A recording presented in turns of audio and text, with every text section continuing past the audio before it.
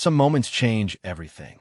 For Marcus Sullivan, that moment came when his 6-year-old daughter's trembling voice cut through the evening air like a knife. "Daddy, please help her." What he saw next would test every skill he'd learned in 8 years as a Navy SEAL. Every instinct honed in the darkest corners of the world. But this wasn't some foreign battlefield or classified mission. This was his quiet neighborhood street, where children rode bikes and families felt safe. Where 3 men thought no one would stop them from hurting an innocent woman. They were wrong. In less than 90 seconds, Marcus would remind these predators why Navy SEALs are called the quiet professionals. And within 24 hours, his actions would reach the highest levels of military command, bringing an unexpected visitor to his doorstep, a Navy admiral with news that would change his family's life forever. Sometimes heroes aren't born in war zones.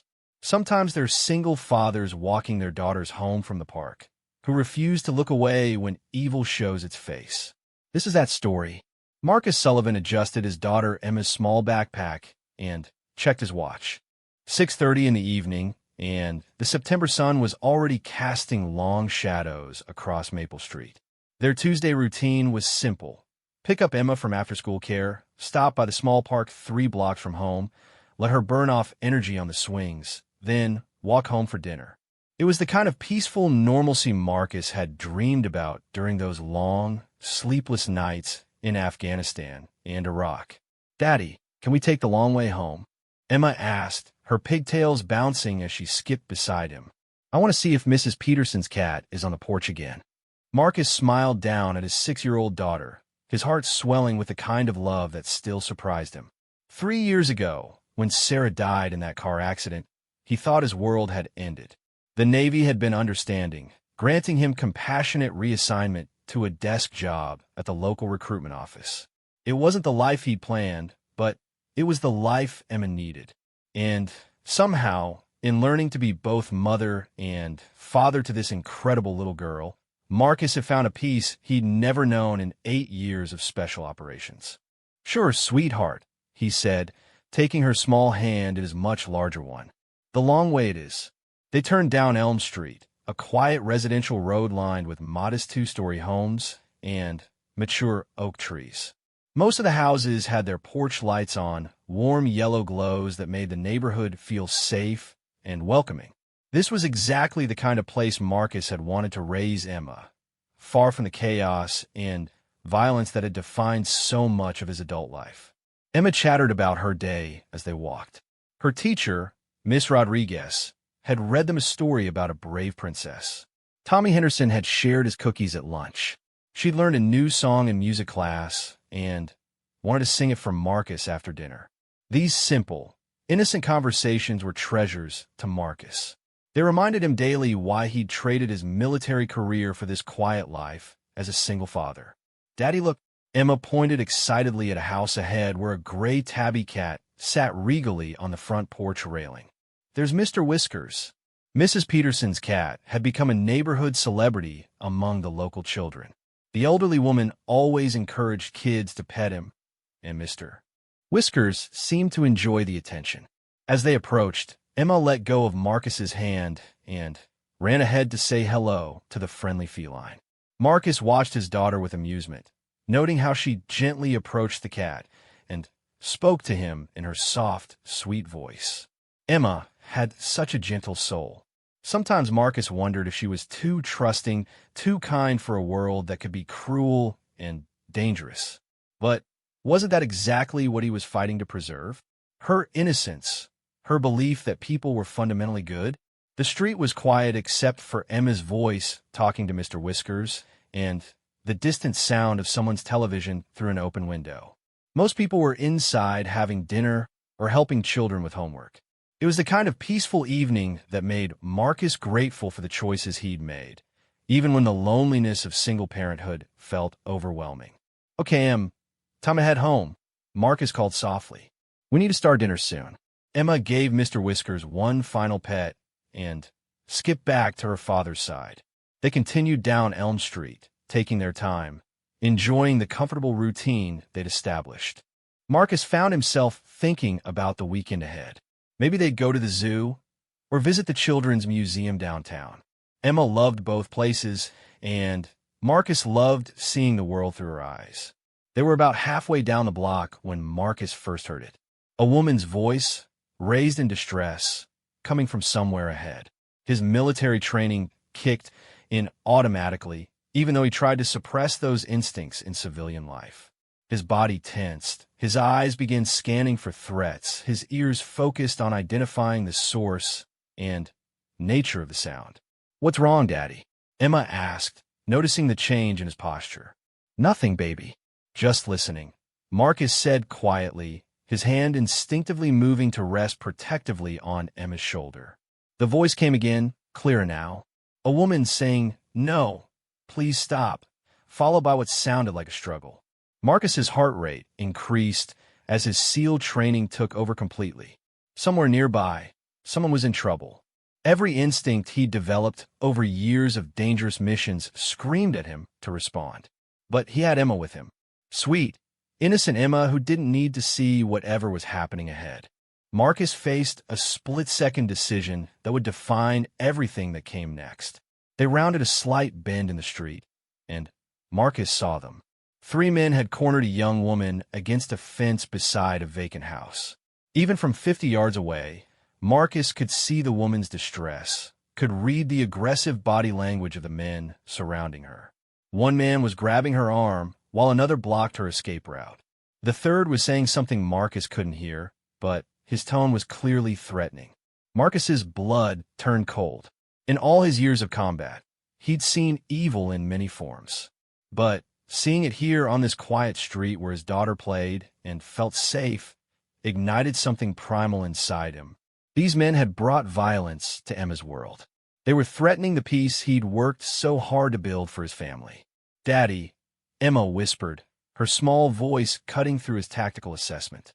"That lady looks scared. Those men are being mean to her." Marcus looked down at his daughter's worried face. Emma's innocence was exactly what he'd spent 3 years protecting. But in this moment, he realized that sometimes protecting innocence meant confronting evil directly. Sometimes being a good father meant showing your child that strong people have a responsibility to help those who can't help themselves.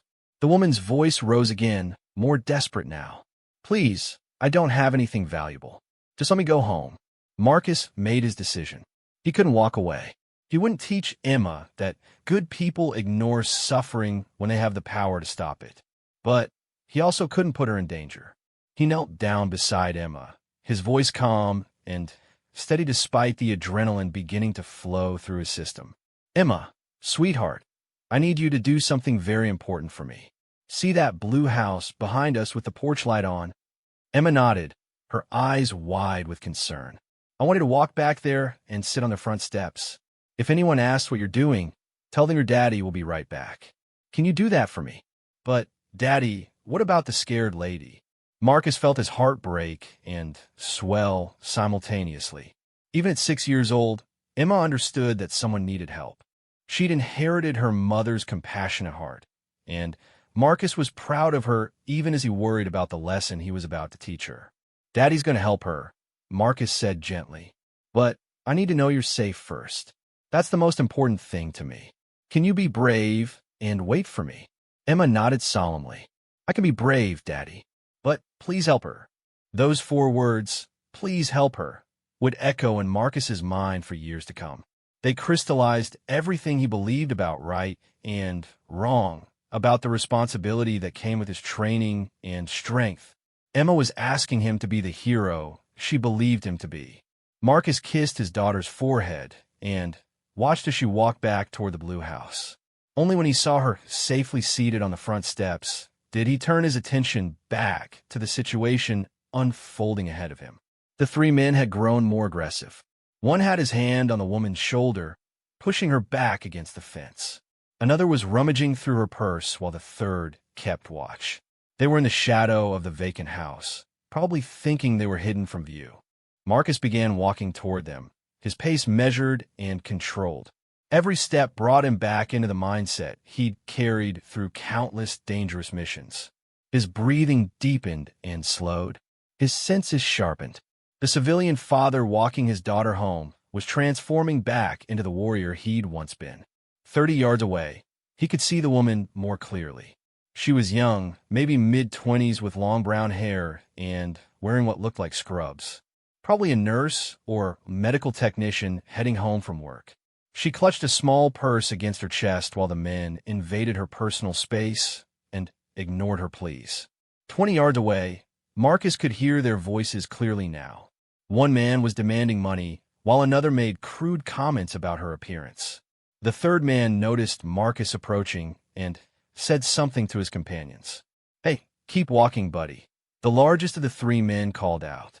"This ain't your business." Marcus continued his steady approach, his hands loose at his sides, his eyes cataloging every detail. Three men, probably in their 20s or early 30s. The leader was about 6'2" and heavy-set, wearing a leather jacket and torn jeans. The second man was shorter but muscular, with tattoos covering his arms. The third was thin and nervous-looking, constantly glancing around like he was high on something. "Actually," Marcus said in a voice that carried the quiet authority of someone accustomed to command, "I think it is my business." The men exchanged glances. They probably saw a guy in khakis and a polo shirt, someone who worked in an office and had never thrown a punch in his life. They had no idea they were looking at someone who'd spent 8 years learning how to neutralize threats quickly and efficiently. "Walk away, man," the muscular one said, stepping toward Marcus while his companions maintained their positions around the woman. "You don't want any trouble." Marcus stopped walking when he was 10 feet away. Close enough to act, far enough away to assess the situation completely. The woman looked at him with desperate hope in her eyes. Her scrubs confirmed his guess. She was probably a healthcare worker, someone who spent her days helping others, now trapped by men who saw her as prey. "Ma'am," Marcus said calmly, never taking his eyes off the three men, "are these gentlemen bothering you?" "Yes," she said immediately. "I was just walking home from work, and they shut up," the leader growled, grabbing her arm more tightly. He looked back at Marcus with growing annoyance. "Last warning, hero. Mind your own business and keep walking." Marcus felt the familiar calm that always came over him before action. His heart rate actually slowed as his training took complete control. These men had made a critical error in judgment. They thought they were dealing with a concerned citizen who might call the police or make noise. They had no idea they were facing someone who'd been taught to end threats permanently. "I can't do that," Marcus said quietly. "Let the lady go, and we can all walk away from this." The nervous one laughed, a high-pitched sound that suggested he was definitely under the influence of something. "Oh yeah? You? In what army?" Marcus almost smiled at that. He'd heard similar taunts from men holding AK-47s in Afghanistan. These three had no weapons visible, no military training, no understanding of what they were dealing with. In his mind, the engagement was already over. He was just deciding how much damage to inflict. "Last chance," Marcus said, his voice carrying a tone that made the woman's eyes widen. She heard something in it that the men missed, the sound of someone who'd done this before, many times, against much more dangerous opponents. The leader made the decision for all of them. "Take care of this idiot," he told the muscular one, while maintaining his grip on the woman. The second man moved toward Marcus with the swagger of someone who'd won a few bar fights, and thought that made him tough. Marcus waited until the man was within arm's reach, then moved with the fluid precision that had kept him alive in the world's most dangerous places. The engagement was over in seconds, but those seconds contain a lifetime of training and experience. Marcus caught the man's leading arm, used his momentum against him, and put him on the ground with a move that looked effortless but compressed several vertebrae. The man hit the pavement hard and stayed down, groaning and gasping for air. The nervous one rushed forward, probably thinking he could catch Marcus while he was dealing with his partner. Marcus sidestepped smoothly, delivered a precise strike to a nerve cluster that dropped the man instantly, then turned his attention to the leader who was still holding the woman. "Impossible," the leader muttered, looking at his two companions writhing on the ground. "Who are you?" Marcus stepped closer, and the leader finally saw something in his eyes that made him release the woman's arm. She immediately moved away from the fence, putting distance between herself and her attackers.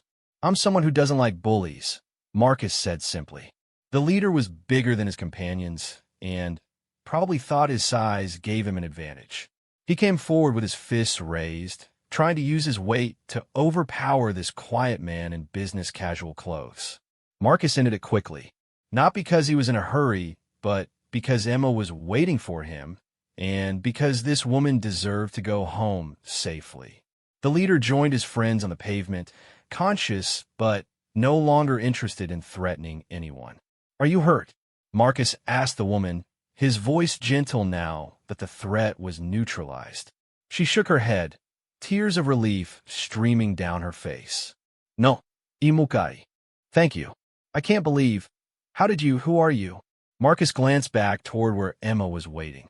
His daughter had remained on the front steps like he'd asked, but she was watching everything with wide eyes. He needed to get back to her, to reassure her that everything was okay. "Just someone who was walking by," Marcus said. "Do you have a phone to call the police?" The woman nodded, already reaching into her purse with shaking hands. Marcus looked down at the three men, all of whom were conscious but not eager to continue the confrontation. "Gentlemen," Marcus said quietly, "when the police arrive, you're going to tell them you were drinking and fell down. All three of you, together. Any other story, and I might decide to have another conversation with you. Do we understand each other?" The men nodded quickly, clearly recognizing that they'd encountered something far beyond their ability to handle.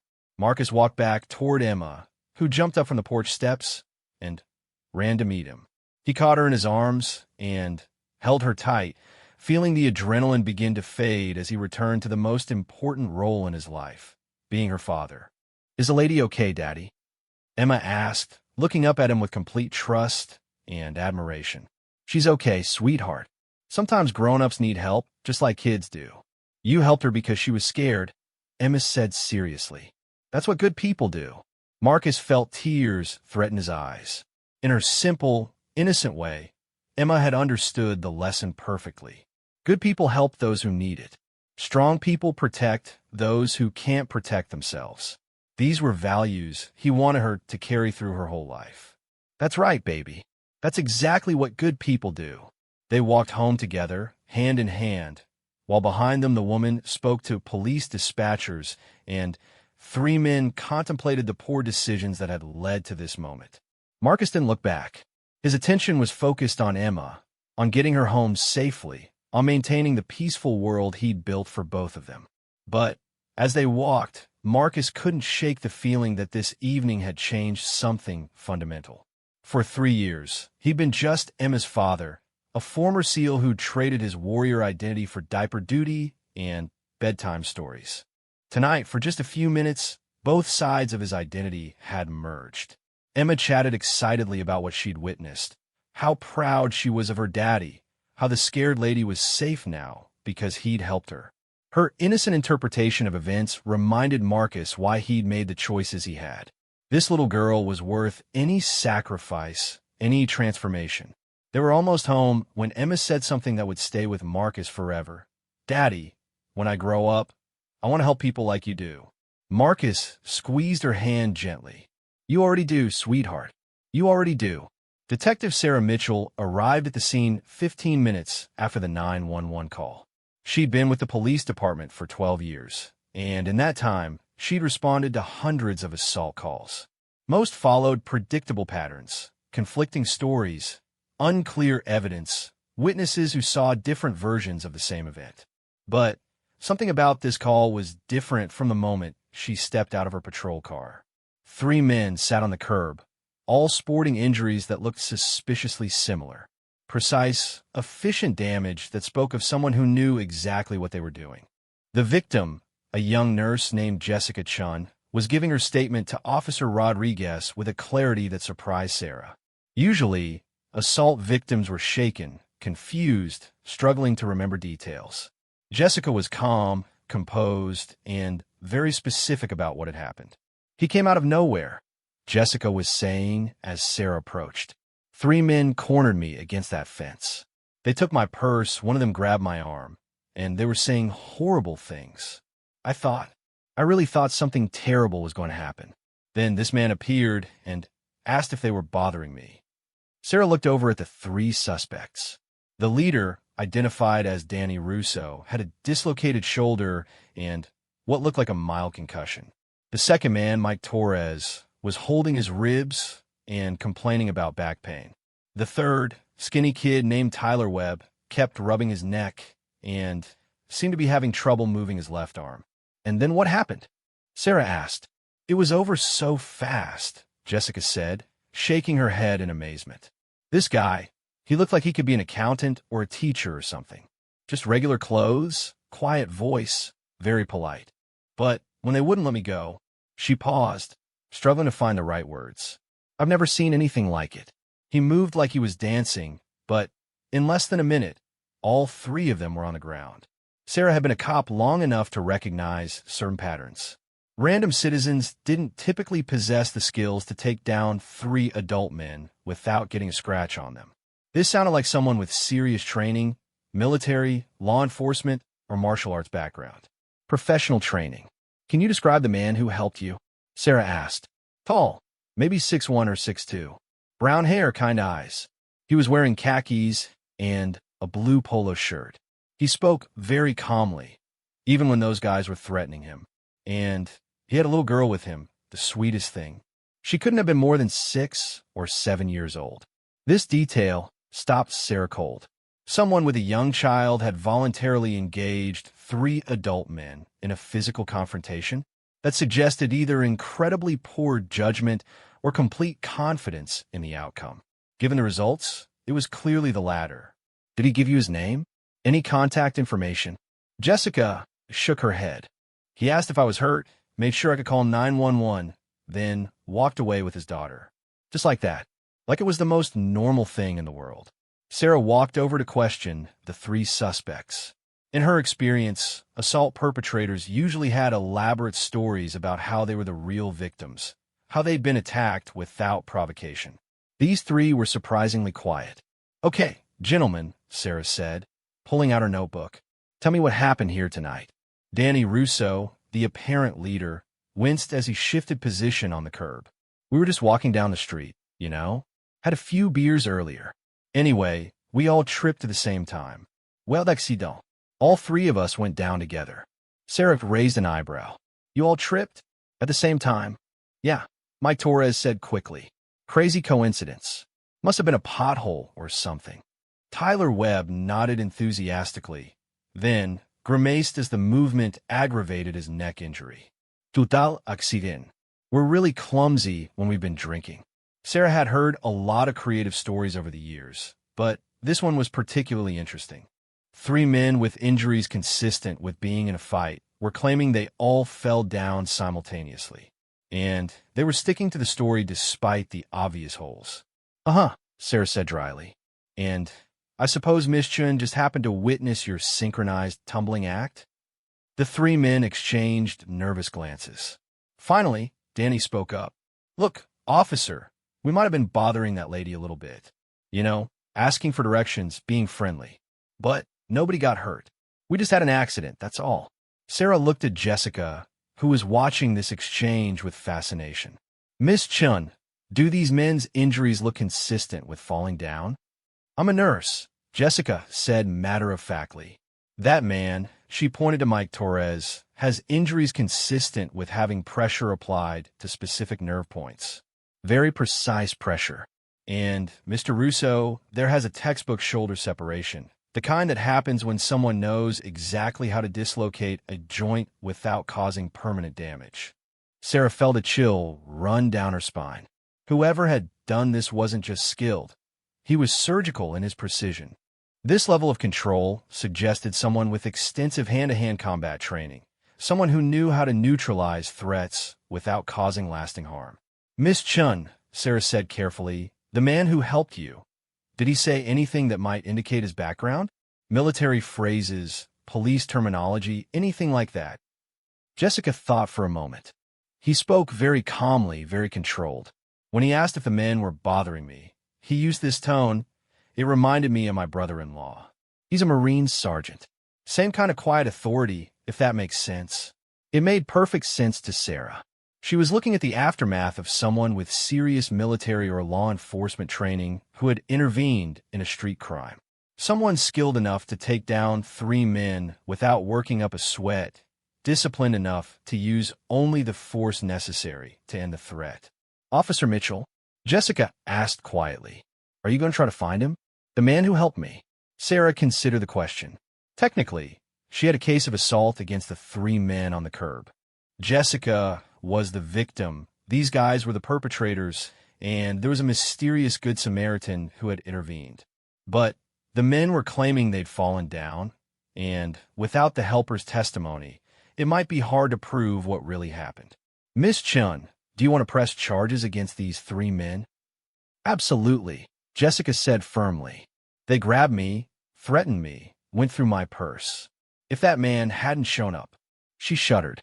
Sarah nodded and turned back to the suspects. "Gentlemen, you're under arrest for assault and attempted robbery." As she read them their rights and called for additional units to transport them, Sarah's mind was working overtime. This case was going to generate attention.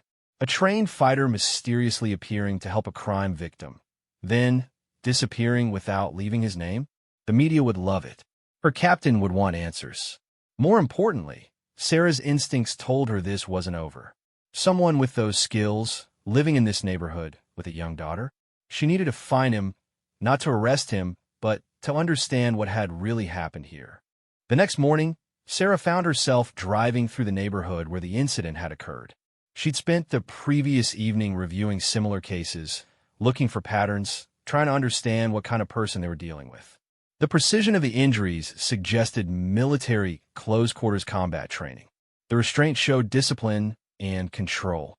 The fact that he'd had his daughter with him indicated someone living a normal civilian life. She parked near the scene and began walking the route Jessica Chun had described. If the mystery man lived nearby, if this was part of his regular routine, someone in the neighborhood might know him. Sarah had learned that the best investigations often started with shoe leather and conversation. Her first stop was the Blue House, where the little girl had waited during the confrontation. An elderly man named Harold Peterson answered the door, immediately recognizing Sarah as a police officer. "Oh yes," Harold said when Sarah described the previous evening's events. "I saw the whole thing from my window. Remarkable, really. That fellow handled those thugs like they were children." "Did you recognize the man? Is he from a neighborhood?" Harold nodded enthusiastically. "Oh, absolutely. That's Marcus Sullivan. Lives about 4 blocks over on Oak Street. He walks past here regularly with his little girl Emma. Lovely child, very polite. Always stops to pet my cat." Sarah felt her pulse quicken. A name and an address. "What can you tell me about Mr. Sullivan?" "Quiet fellow," Harold said thoughtfully. "Moved here about 3 years ago with his daughter. I heard his wife died in a car accident. Tragic business. He works at the Navy recruitment office downtown. Always struck me as very disciplined, very controlled. Not the kind of person you'd expect to get into fights." Navy recruitment office. That explained the precision and training. Sarah thanked Harold and walked back to her car, her mind racing. Marcus Sullivan was former military, probably Navy based on his current job. Someone with serious combat experience who was now working a desk job and raising his daughter alone. She drove to the Navy recruitment office downtown and found it easily enough. A clean, professional building with crisp flags and motivational posters in the windows. Inside, a young petty officer directed her to Marcus Sullivan's office. Sarah found herself looking at a man who matched Jessica Chun's description perfectly.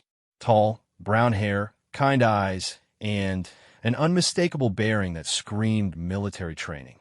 He was wearing civilian clothes, khakis, and a button-down shirt, but he sat with perfect posture and had the alert, assessing gaze of someone accustomed to evaluating threats. "Mr. Sullivan? I'm Detective Mitchell with the City Police. I'd like to ask you a few questions about an incident last night on Elm Street." Marcus looked up for his paperwork, and Sarah saw something flicker in his eyes. Not guilt or fear, but calculation. He was deciding how to handle this conversation. "Of course, Detective. Please have a seat." Sarah sat down and pulled out her notebook. Last night around 6:30, 3 men assaulted a young woman named Jessica Chun. A witness described a man who intervened, tall, brown hair, wearing khakis, and a blue polo shirt, accompanied by a young daughter. Marcus listened without changing expression. That's terrible. Is Miss Chun all right? She's fine, thanks to the man who helped her. Mr. Sullivan, were you on Elm Street last night with your daughter? Marcus was quiet for a long moment, and Sarah could see him weighing his options. Finally, he nodded. Yes, Emma, and I walk through that neighborhood regularly. It's part of our routine. Did you witness this assault? Another pause. I saw 3 men bothering a woman. She appeared to be in distress. Sarah leaned forward. And what did you do? I asked if they were bothering her. When she confirmed they were, I encouraged them to leave her alone. It was like pulling teeth, but Sarah appreciated his precision. He was answering her questions honestly while volunteering nothing additional. Military training at work. Mr. Sullivan, the 3 men ended up with injuries consistent with hand-to-hand combat. Jessica Chun described watching you take them down in a matter of seconds. Given your military background, I'm sorry, Marcus interrupted politely. I think there's been some confusion. I never touched those men. According to them, they fell down. All 3 of them at the same time. Sarah almost smiled despite herself. Right. The synchronized falling story. People lose their footing sometimes, Marcus said with a completely straight face. Especially when they've been drinking.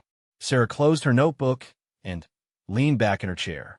She was dealing with someone who understood exactly how the system worked, who knew that as long as the suspects stuck to their story about falling down, there was no crime to investigate. Mr. Sullivan, can I speak frankly? Marcus nodded. I've been a cop for 12 years. I know what combat injuries look like. I know the difference between random violence and surgical precision. You're not in any trouble. Legally speaking, if those men say they fell down, then they fell down. But I'm curious about something. Marcus waited. You had your 6-year-old daughter with you. Most people would have called 911 and stayed out of it. What made you decide to get involved? For the first time, Marcus's professional composure slipped slightly. Sarah saw something deeply personal cross his face. Detective Mitchell, I spent 8 years in the Navy, including multiple deployments with special operations. I saw things, did things, lost friends. When I came home, all I wanted was to build a safe, peaceful life for my daughter. He paused, looking out the window toward the street where normal people lived normal lives. But last night, watching those men threaten that woman, I realized something. Evil doesn't respect the boundaries we try to create. It shows up in quiet neighborhoods, on safe streets, in places where children play. And if people like me, people with the training and ability to stop it, if we just walk away because it's not our job anymore. He looked back at Sarah. What kind of world are we leaving for our children? Sarah felt a chill at the quiet intensity in his voice. This wasn't a vigilante looking for trouble. This was a father trying to protect not just his own child, but the world she lived in. Your daughter, Sarah said. How did she handle seeing that? Marcus smiled for the first time since she'd arrived. Emma asked me to help the scared lady. She understood, in her 6-year-old way, that sometimes good people have to stand up to bad people. I hope I taught her the right lesson. Sarah stood up and handed Marcus her card. Mr. Sullivan, thank you for your time. And thank you for helping Jessica Chun. The world needs more people willing to do the right thing. Marcus took the card and nodded. Detective, can I ask you something? Sure. This investigation, are you planning to pursue it further? Sarah considered the question. 3 men assaulted a woman and got themselves hurt falling down. The victim is safe. The perpetrators learn a lesson they won't forget, and justice was served. As far as I'm concerned, case closed. As Sarah drove back to the station, she couldn't shake the image of Marcus Sullivan's face when he talked about his daughter. Here was a man who'd served his country with distinction, lost his wife, and was trying to raise a little girl in an increasingly dangerous world. A man who'd given up his military career to become a single father, but who hadn't forgotten his duty to protect the innocent. Sarah had a feeling this wouldn't be the last time she heard about Marcus Sullivan. Men like him didn't just fade into civilian obscurity. They found ways to serve, to protect, to make a difference. The question was, what would that look like in the long term? That afternoon, Sarah filed her report with careful precision. Jessica Chun had been assaulted by 3 men who subsequently suffered injuries in what they claimed was a simultaneous fall. A Good Samaritan had checked on the victim's welfare, but had not been directly involved in the suspect's injuries. Case closed, perpetrators arrested and charged. But as she filed the paperwork, Sarah made a mental note to keep an eye on the neighborhood.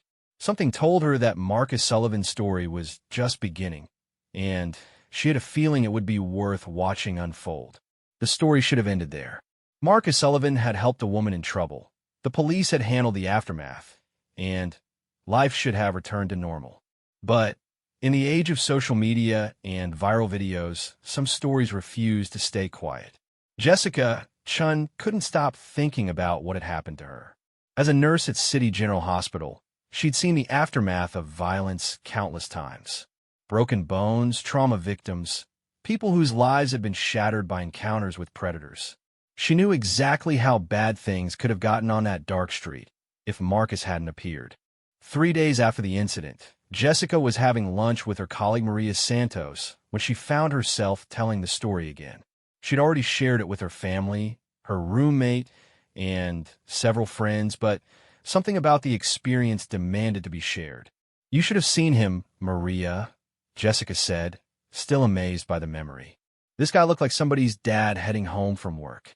But the way he moved, the way he handled those 3 men, it was like watching a movie, except it was real, and he was saving my life." Maria, who had worked in emergency medicine for 15 years, was intrigued. "Did he seem like police?" "Military. Military," Jessica said without hesitation. Everything about him screamed special forces or something similar. But he was so gentle when he spoke to me, and he had this little girl with him who obviously adored him. "A single dad who's also some kind of ninja warrior," Maria mused. "Sounds too good to be true." Jessica laughed, but her expression grew serious. "Maria, I've been thinking about this nonstop. How many other people walk past situations like that and do nothing? How many women get hurt because nobody wants to get involved?" Maria nodded thoughtfully. She'd seen too many victims who might have been saved if someone had been willing to step up. That evening, Jessica made a decision that would change everything. She opened her laptop and began typing a Facebook post.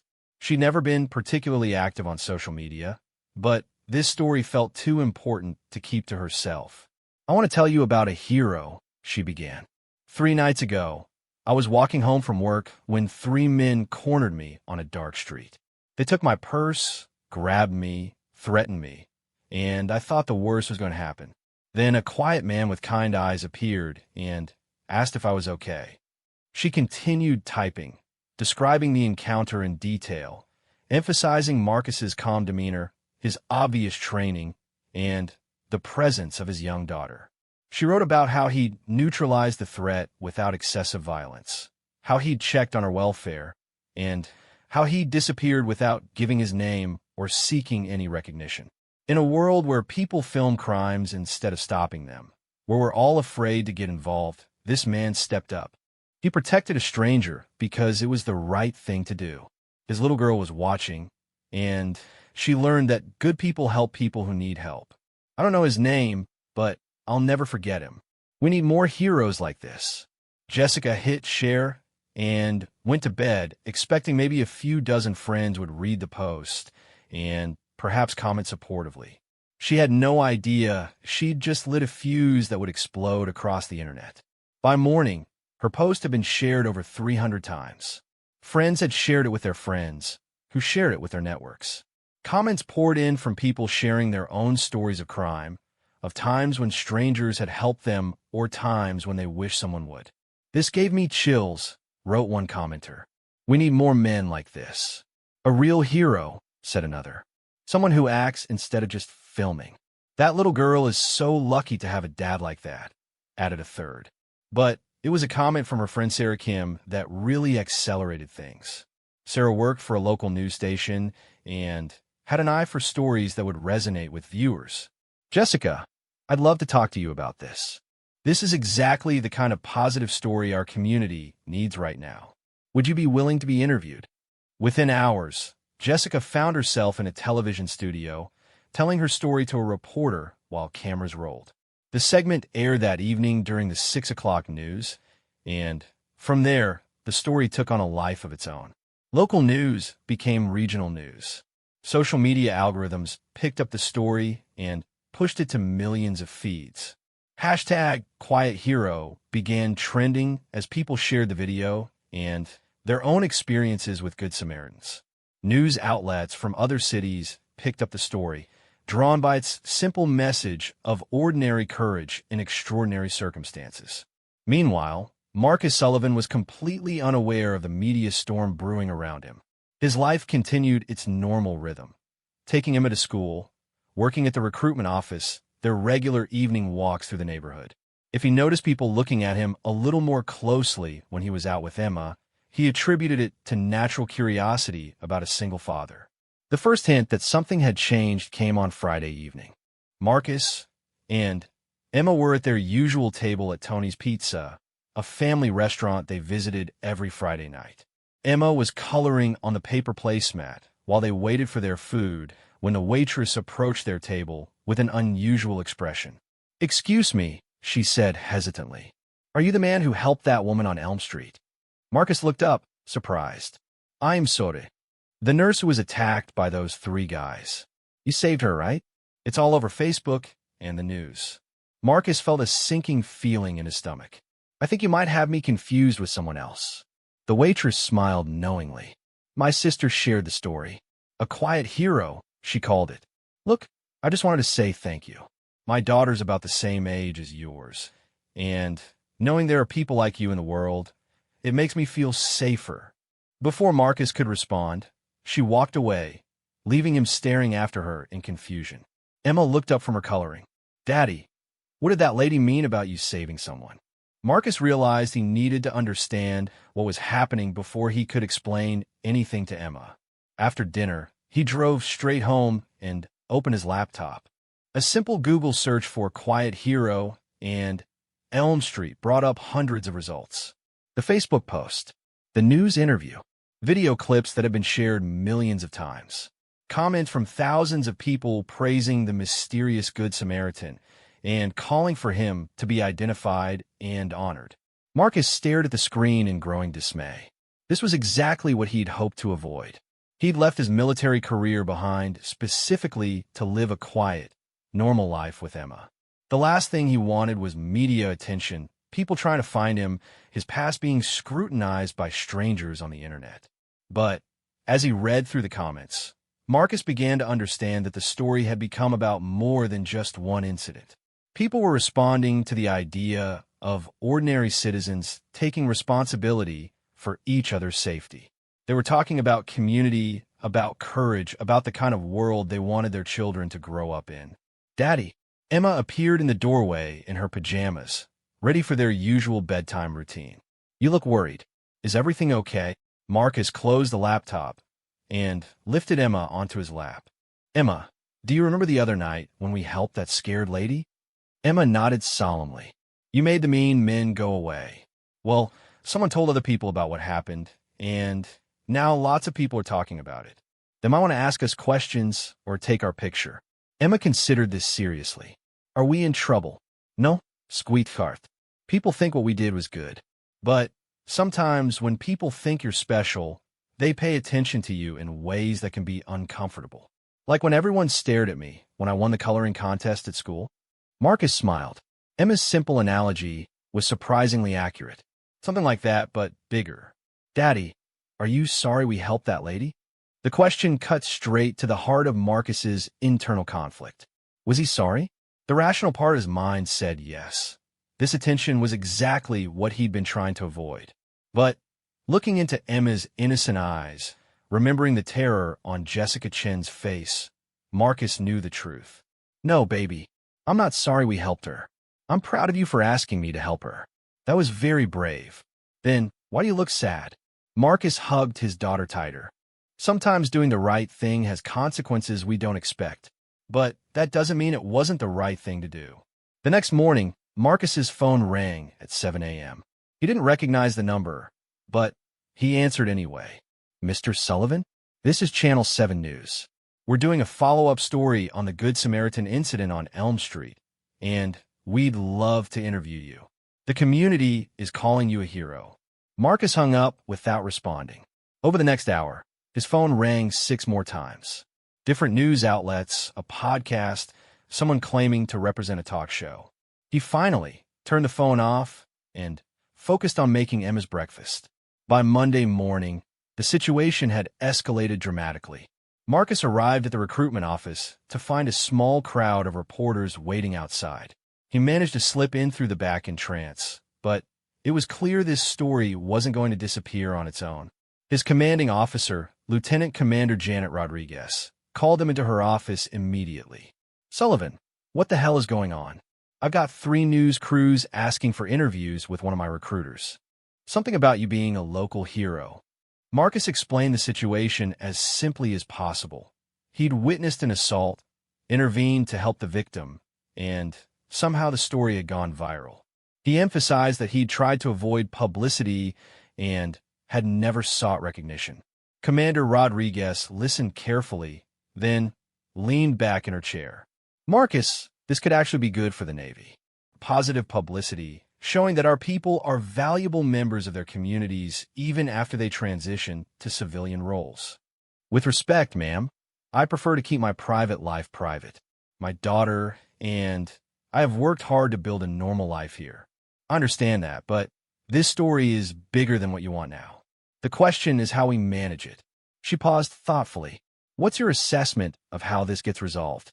Marcus appreciated that she was asking for his tactical opinion. "In my experience, media attention burns hot and fast. If I don't feed it, it should die down within a week or 2. But if I engage, if I do interviews and try to control the narrative, it could drag on for months." "And your daughter? How is she handling this?" "Emma thinks it's interesting that people want to talk to us, but she doesn't really understand the scope. As long as she feels safe and her routine isn't disrupted, she'll be fine." Commander Rodriguez nodded. "Here's what we're going to do. I'll handle any media requests that come through official channels. You keep doing your job, take care of your daughter, and this will blow over." "But Marcus..." "Yes, ma'am. I want you to understand something. What you did the other night, that represents the best of what we try to instill in our people. You saw someone who needed help, you had the skills to provide that help, and you acted without hesitation. The Navy taught you how to fight, but you chose to use that training to protect instead of harm." Marcus felt an unexpected emotion welling up. For 3 years, he'd struggled with the feeling that he'd abandoned his duty when he left active service. Commander Rodriguez's words reminded him that serving his community and protecting his daughter were forms of duty too. "The public attention will fade," she continued. "But the impact of what you did, the example you set for your daughter and for everyone who heard this story, that's permanent. Don't let the noise make you forget that what you did was exactly right." That evening, Marcus and Emma took their usual walk through the neighborhood, but with heightened awareness. A few people recognized him and waved or called out thanks, but most seemed content to let them pass peacefully. The media circus was still swirling, but here in their own neighborhood, among people who knew them as neighbors rather than viral sensations, life felt almost normal. As they walked past the spot where the incident had occurred, Emma tugged on Marcus's hand. "Daddy, are people going to keep talking about us forever?" Marcus stopped and knelt down to her level. "No, sweetheart. People get excited about stories for a little while, then they find new things to talk about. Pretty soon, we'll just be regular people again." "Good," Emma said firmly. "I like being regular people." Marcus smiled, thinking about how much wisdom his 6-year-old daughter possessed. "Me too, Eminesia." "Me too." But as they walked home, Marcus couldn't shake the feeling that their lives had been permanently altered. The attention would fade, but the memory of that night, the moment when he'd chosen to act, when he'd shown Emma what courage looked like, would echo through their lives forever.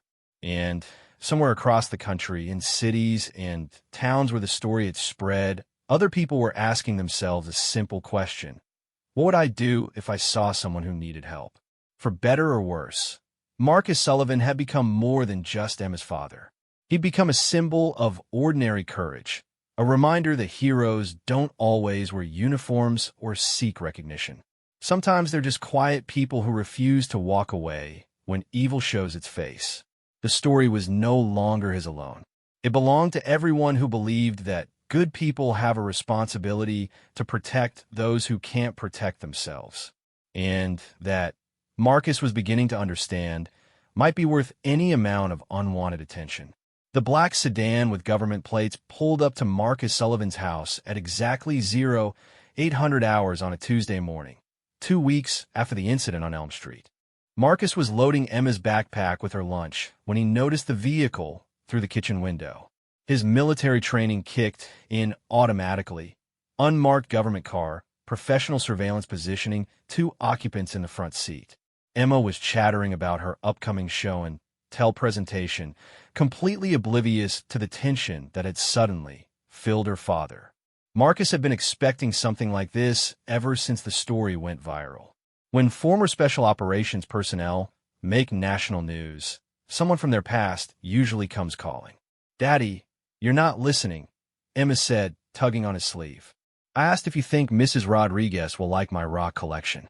Marcus forced himself to focus on his daughter, pushing down the automatic threat assessment running through his mind. "I think she'll love it, sweetheart. You've learned so much about geology." The doorbell rang precisely at 0805. Marcus glanced at the clock, noting the military punctuality, then looked at Emma. "Em, can you go upstairs and brush your teeth one more time? I need to answer the door."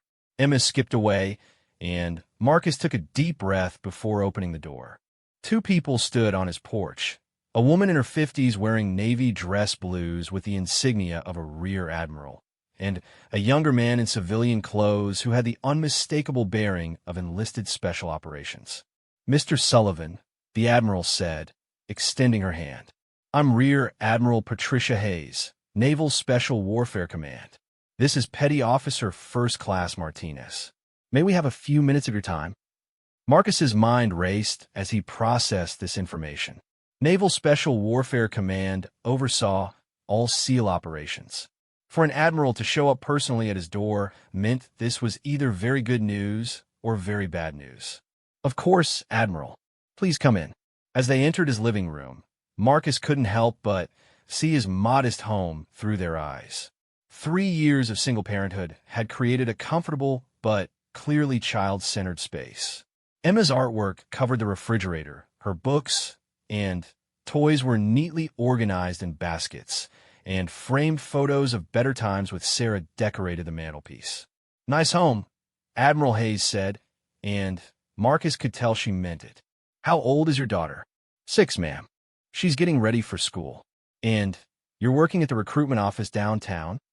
"Yes, Admiral. Lieutenant Commander Rodriguez has been very supportive of my transition to civilian life." Admiral Hayes nodded, then gestured toward the couch. "May we sit?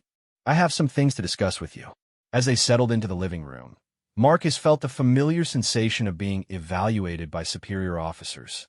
Admiral Hayes had the sharp, assessing gaze of someone who'd risen to flag rank by making difficult decisions under pressure. "Mr. Sullivan, I'm sure you're wondering why I'm here. 2 weeks ago, you intervened in a street crime. That intervention has become quite the sensation in both traditional and social media." Marcus remained silent, waiting to understand the direction of this conversation. "What the public doesn't know," Admiral Hayes continued, "is that your actions that night prevented what could have been a much more serious crime. The 3 men you stopped had extensive criminal histories. Jessica Chin wasn't their first victim. She was just the first one where someone fought back." Petty Officer Martinez opened a tablet and showed Marcus several police reports. Danny Russo, the leader, had 2 previous assault convictions and 1 attempted rape charge that was pleaded down. Mike Torres was on parole for armed robbery. Tyler Webb had multiple arrests for drug-related offenses. Marcus studied the documents, feeling a cold anger build in his chest. These weren't random criminals. They were predators with established patterns of violence. The point, Admiral Hayes said, is that you didn't just help one woman. You probably prevented multiple future crimes. Your intervention broke up what appears to have been an escalating pattern of violence. Admiral, Marcus said carefully, I appreciate you sharing this information, but I'm not sure why Naval Special Warfare Command is involved. Admiral Hayes smiled, and Marcus caught a glimpse of the strategic mind that had earned her flag rank. Because, Mr. Sullivan, your actions have created an opportunity that we'd like you to consider. Before she could continue, Emma's voice drifted down from upstairs. Daddy, I can't find my blue sweater. Check your closet, sweetheart. Marcus called back, then returned his attention to his visitors. I am sorry, Admiral. Don't apologize. Being a single parent is one of the hardest jobs in the world. Her expression grew serious. Mr. Sullivan, what I'm about to tell you is classified, but your security clearance is still active. Marcus felt his pulse quicken. He'd assumed his clearance had been terminated when he left active duty. For the past 18 months, we've been developing a new program called Community Shield. The concept is simple. Place highly trained special operations veterans in civilian communities where they can maintain normal lives while serving as rapid response assets for high-priority situations. Marcus processed this information carefully. A sleeper program? Not exactly. These aren't deep cover operatives. They're ordinary citizens with extraordinary skills who can be activated when local law enforcement encounters situations beyond their capabilities. Hostage rescues, terrorist threats, situations where waiting for federal response teams could cost lives. Petty Officer Martinez leaned forward. The beauty of the program is that these assets are already embedded in their communities. They know the local geography, they have established cover identities, and they can respond immediately. Admiral Hayes watched Marcus's face carefully. Your actions 2 weeks ago demonstrated exactly the kind of judgment and restraint we're looking for. You neutralized a threat without excessive force. You protected a civilian, and you managed to avoid creating an international incident or media circus. Well, mostly. Marcus found himself thinking about the implications. What would this involve specifically? You would continue your current life exactly as you are now.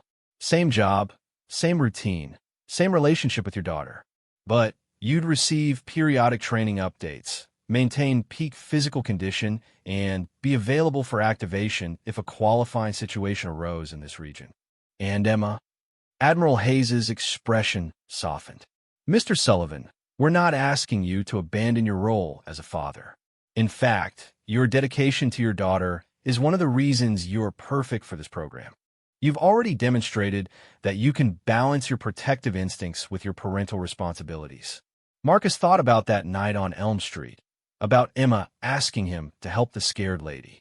What kind of situations are we talking about? Bank robberies that turn into hostage situations. Domestic terrorists targeting civilian infrastructure. School shooters. Situations where minutes matter and every second counts. Martinez's voice carried the weight of personal experience. Times when having the right person in the right place could save dozens of lives. How many people are in this program? Classified, Admiral Hayes said, but you wouldn't be the first. We've been very selective about recruitment. Former special operations with exemplary service records, strong community ties, and the psychological profile to handle the responsibility. Emma's footsteps thundered down the stairs. Daddy, I found it. It was in the laundry basket. Marcus looked toward the hallway where his daughter would appear any second, bright and innocent and trusting that her father would always protect her. The question wasn't whether he could handle the responsibility of the program Admiral Hayes was describing. The question was whether he could live with himself if he said no, and someone died because the right person wasn't available to help. There's something else, Admiral Hayes said quietly. The incident 2 weeks ago has already attracted attention from some very unsavory people. Danny Russo has connections to organized crime figures who don't appreciate having their associates humiliated. We've intercepted communications suggesting they might try to identify and retaliate against the person who hurt their people. Marcus felt ice form in his veins. Are you saying my daughter could be in danger? We're saying that your actions have already put you on certain people's radar. The question is whether you want to face that threat as a civilian with limited resources or as part of a program with the full backing of the United States Navy. Emma bounced into the living room, stopping short when she saw the visitors. She took an Admiral Hayes's uniform with wide eyes. Emma, Marcus said gently, these are some friends of Daddy's from work. Can you say hello? Emma approached shyly, then surprised everyone by extending a small hand to Admiral Hayes. Hello. You have a very pretty uniform. Admiral Hayes shook Emma's hand with complete seriousness. Thank you, Emma. I work for the Navy, like your daddy used to. Daddy was very brave in the Navy, Emma said with absolute conviction. He helped people who were in trouble. Yes, he did, Admiral Hayes agreed. He was one of the best.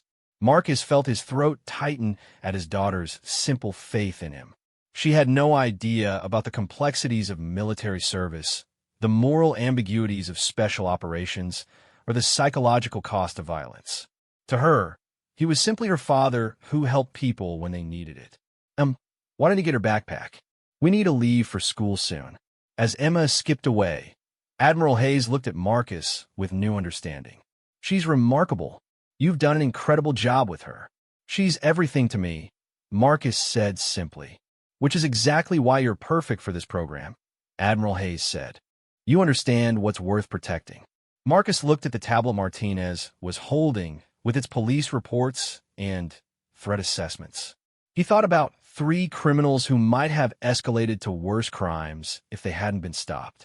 He thought about Jessica Chun, who might have been seriously hurt or killed if no one had intervened. Most of all, he thought about Emma, who believed her father was someone who helped people in trouble. Admiral, if I agreed to this, what would the training schedule look like?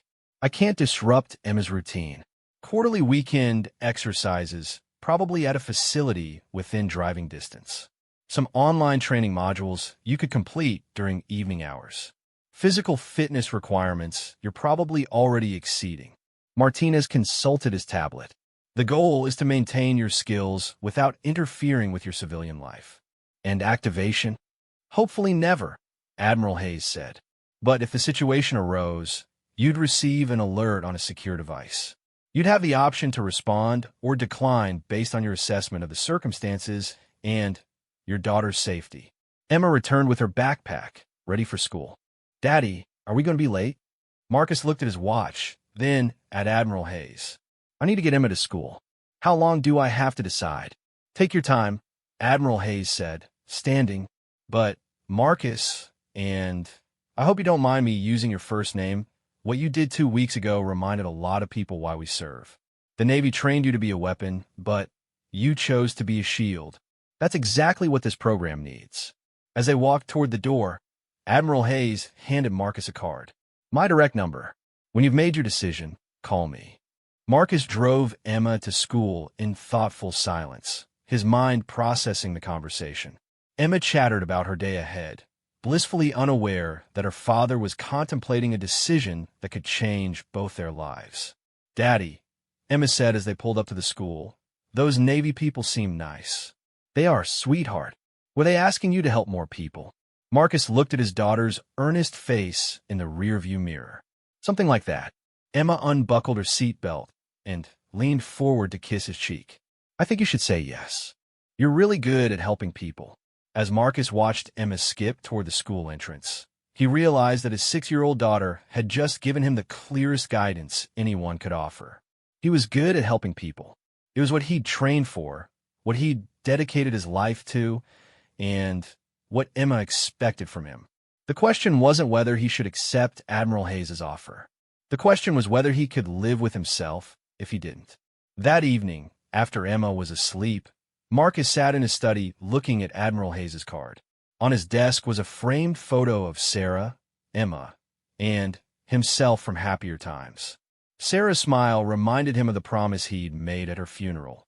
to give Emma the safest, most normal life possible. But what was normal in a world where predators hunted innocent people on quiet streets? What was safe in a society where evil operated in the shadows while good people looked the way? Marcus picked up his phone and dialed Admiral Hayes' number. She answered on the first ring. "Admiral, this is Marcus Sullivan. I made my decision." 6 months later, Marcus Sullivan stood in the kitchen of their new home, watching Emma carefully arrange flowers in a vase. The house was larger than their previous one, with better security features that looked completely normal to the casual observer. It sat on a quiet cul-de-sac in an excellent school district, the kind of neighborhood where children rode bikes in the street and families knew their neighbors. "Are these pretty enough for Miss Jessica?" Emma asked, adjusting a yellow daisy for the third time. "They're perfect, sweetheart," Marcus said, checking his watch. Jessica Chun was coming for dinner, along with Detective Sarah Mitchell and a few other people who had become unexpected friends in the aftermath of that night on Elm Street. What had started as a simple act of helping a stranger had grown into genuine relationships. The transition to the Community Shield program had been smoother than Marcus had expected. Admiral Hayes had kept her word. His civilian life remained virtually unchanged.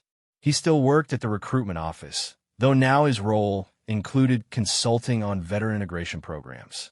Emma still attended the same school, though they'd moved to a house with better sight lines and more secure approaches. The training had been challenging, but manageable. Quarterly exercises at a facility disguised as a corporate retreat center, where Marcus had reconnected with skills he'd thought were behind him forever. The other program participants were remarkable people. Former Delta Force operators running small businesses, ex-Rangers working as firefighters, Marines who'd become teachers. All of them balancing normal lives with the readiness to respond when crisis struck. In 6 months, Marcus had been activated twice. Once for a hostage situation at a bank downtown, where his role had been perimeter containment while FBI negotiators worked. The crisis had resolved peacefully without his direct intervention. The second time had been more serious. A domestic terrorist had barricaded himself in a shopping mall with explosives. Marcus had provided tactical support to local SWAT, helping them identify safe approach routes and evacuation procedures. Again, the situation had ended without casualties, though Marcus's presence had been crucial in planning the successful resolution. Emma knew nothing about these activations. As far as she was concerned, Daddy occasionally had to work late or attend weekend training seminars. Her world remained filled with school, friends, and the security of knowing her father would always come home. "Daddy, is Miss Jessica bringing her boyfriend?" Emma asked, still fussing with the flowers. "His name is David, and yes, I think so." Emma grinned. "I like him. He knows lots of jokes." The doorbell rang, and Emma raced to answer it. Through the window, Marcus could see Jessica Chun and David Martinez on the front porch, both carrying covered dishes and wearing the comfortable smiles of people who'd become genuine friends. David Martinez was Petty Officer First Class Martinez from Admiral Hayes' visit, though Emma knew him simply as Jessica's boyfriend who worked for the government and told funny stories about his travels. The relationship between Jessica and David had been an unexpected development. They'd met when David was assigned to provide discreet security for Jessica after threats had emerged from associates of the 3 men Marcus had stopped. "Miss Jessica." Emma threw the door open and hugged Jessica enthusiastically. "I made you flowers.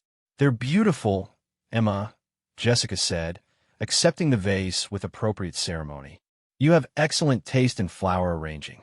David ruffled Emma's hair affectionately. "Hey there, kiddo.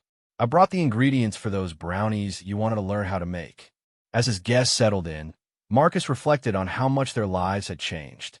The media attention had eventually faded, as he'd predicted, but the relationships forged during that intense period had endured.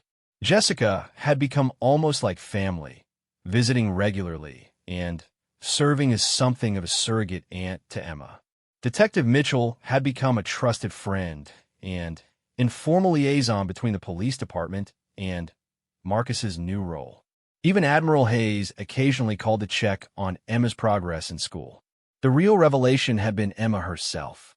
Rather than being traumatized by witnessing violence that night, she'd seemed to grow from the experience. She talked more confidently about helping others, showed increased empathy for classmates who were struggling, and displayed a maturity that surprised her teachers. The lesson she'd learned, that good people protect those who need protection, had become a core part of her developing identity. Detective Mitchell arrived 20 minutes later, carrying wine and wearing civilian clothes that couldn't quite disguise her cop instincts. She'd become Marcus's primary point of contact with local law enforcement, helping coordinate his community shield activities with regular police operations. "How's our neighborhood watch, Captain?" she asked, hugging Emma before turning to Marcus. "Quiet month," Marcus replied, understanding her real question. "No activations, no unusual threats detected, no criminal activity requiring enhanced response." "Good. I like quiet months." As they gathered around the dinner table, Marcus found himself overwhelmed by gratitude for the path his life had taken. 6 months ago, he'd been a single father trying to build a normal life while suppressing the part of himself that had been forged in combat. Now, he'd found a way to honor both sides of his identity, the warrior and the father, without sacrificing either. "Mr. Marcus," David said as they served dessert, "Emma was telling me about her social studies project on community helpers. Sounds like she's got some interesting ideas about what makes people heroes." Emma lit up at the attention. "I'm writing about how heroes aren't just people in movies. They're regular people who help when someone needs help, like Daddy and Miss Jessica, who takes care of sick people, and Detective Sarah, who catches bad guys." "That's a very wise observation," Jessica said seriously. "What made you think about it that way?" Emma considered the question with the careful thought she applied to important topics. "Well, Daddy taught me that if you can help someone and you don't, then you're not being very good. And if you can help someone and you do, then you're being a hero. It's not about being special. It's about doing what's right when it's hard." The adults exchanged glances over Emma's head. In her innocent way, she'd articulated something profound about the nature of courage and responsibility. After dinner, while Emma showed David her rock collection, Marcus and Jessica stepped onto the back porch for a private conversation. "How are you really doing with all this?" Jessica asked. "The program, the new responsibilities?" Marcus considered the question carefully. "Better than I expected. For 3 years, I felt like I was only using half of myself, the father half. The warrior half was just dormant. Now I feel integrated again. And Emma? Emma is thriving. She's got a sense of purpose now, an understanding that her family serves something bigger than just ourselves. But she's still completely innocent of the darker aspects of what I do." Jessica nodded. David mentioned that there's been increased chatter about possible domestic terrorist activity in the region. "There's always chatter. Most of it leads nowhere." Marcus paused. "But yes, we're maintaining heightened readiness. The beauty of the Community Shield program is that threats don't know we exist until we respond." "Do you ever regret it? Getting involved that night?" Marcus looked through the window at Emma, who was explaining the difference between igneous and sedimentary rocks with passionate intensity, while David listened with genuine interest. "Never. Not for a second. That night changed everything. It brought you into our lives, it led to opportunities one never could have imagined, and it taught Emma one of the most important lessons she'll ever learn." He smiled. "Besides, I think you and David were meant to find each other." Jessica blushed slightly. "He's pretty wonderful. Though I never imagined I'd be dating someone who carries as much firepower as you do. We're not warriors anymore, Jessica. We're protectors. There's a difference." That evening, after everyone had gone home and Emma was asleep, Marcus stood in his study looking at the commendation letter Admiral Hayes had delivered that morning. The Community Shield program was being expanded based on its initial success. Marcus was being offered a leadership role, helping recruit and train other participants. It was an honor, but it would mean more time away from Emma, more travel, more responsibility. He was still considering the implications when his secure phone buzzed with an incoming message. Priority alert. Armed individuals reported at Memorial Elementary School. Local law enforcement requesting community shield support. Estimated time to scene, 8 minutes. Marcus felt his blood chill. Memorial Elementary was Emma's school. He moved with practiced efficiency, changing into tactical gear while mentally reviewing the school's layout. Emma was safe. She was asleep upstairs. But dozens of other children just like her, were potentially in danger. The drive to the school took 7 minutes. Marcus arrived to find police cars surrounding the building, their lights painting the night in red and blue. Detective Mitchell was coordinating with SWAT commanders near the school's main entrance. Status? Marcus asked as he approached. 2 gunmen entered through the rear entrance about 20 minutes ago, Sarah reported. Night custodial staff reported hearing shots fired. We've got confirmation that 3 custodians are being held hostage in the main office. Marcus studied the building, his mind automatically cataloging entry points, sight lines, potential tactical approaches. What do we know about the gunmen? Preliminary identification suggests they're connected to the drug trafficking network we disrupted last month. This might be retaliation against the community.